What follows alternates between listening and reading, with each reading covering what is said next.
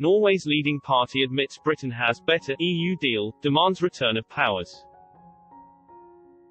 Britain will have a better trade deal with the EU after Brexit than Norway currently does, a Norwegian politician has said.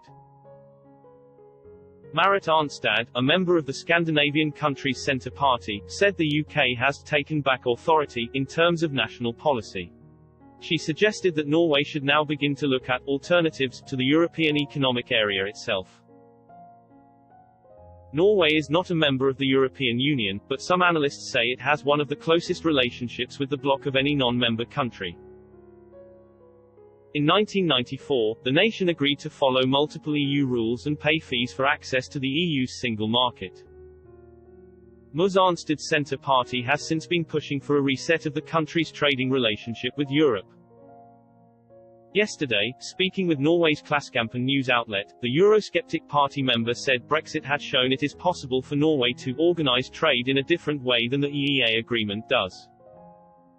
She added, translated from Norwegian, they get access to the internal market and the common trade that is desirable, but they do not have to be part of a dynamic regulatory development that places strong ties on the individual country's national policies.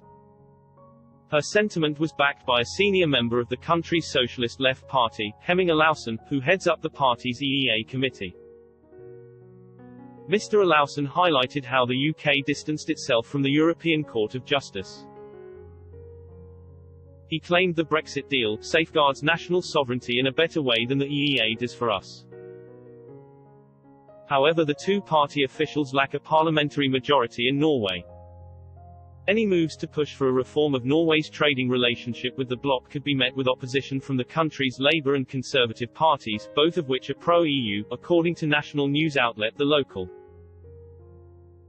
Erna Solberg, Norway's Prime Minister and leader of the Conservative Party there, hailed the Brexit agreement between the UK and the EU, stating it would provide greater predictability for everyone, including Norway.